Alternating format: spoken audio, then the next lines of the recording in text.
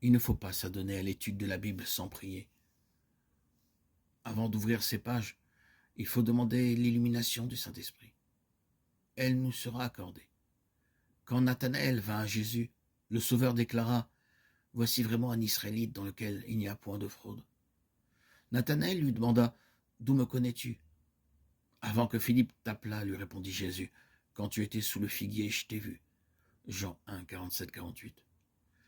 Jésus nous verra aussi en prière dans le secret de notre chambre, lui demandant de nous révéler sa vérité. Les anges seront avec ceux qui recherchent humblement la lumière divine. Le Saint-Esprit exalte et glorifie le Sauveur. Sa mission consiste à nous présenter Jésus-Christ, la pureté de sa justice et le grand salut que nous avons par lui. Il prendra de ce qui est à moi et vous l'annoncera. Jean 16, 14. Nous dit Jésus. L'Esprit de vérité est seul à même d'enseigner la vérité divine. Qu'elle n'ait pas la valeur attachée à la famille humaine par un Dieu qui livre pour elle son Fils à la mort et qui donne à l'homme son Saint-Esprit comme instructeur et comme guide permanent. La Bible n'a pas été écrite pour les savants. Elle a été écrite pour le peuple. Les grandes vérités fondamentales du salut y apparaissent aussi claires que le jour. Ce ne sont pas ceux qui la lisent qui risquent de tomber dans l'erreur ou de s'égarer, mais ceux qui veulent suivre leur propre jugement, au lieu de la volonté de Dieu, clairement révélée. Étudions donc la parole de Dieu. Et ne laissons pas à d'autres le soin de réfléchir à notre place. Nous ne parviendrons pas au degré de développement dont nous sommes capables. Rien n'est plus propre à fortifier l'intelligence que l'étude des Écritures. Aucun livre n'égale la Bible pour élever les pensées et pour donner de la vigueur aux facultés de l'âme.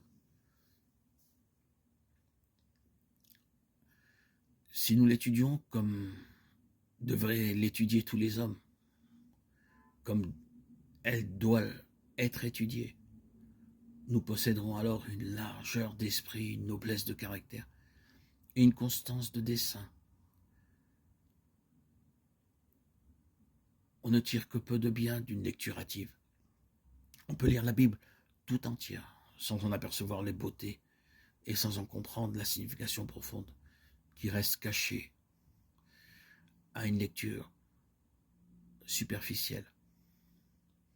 Si le lecteur lit trop rapidement, sans étudier et méditer la parole, il ne peut saisir la signification.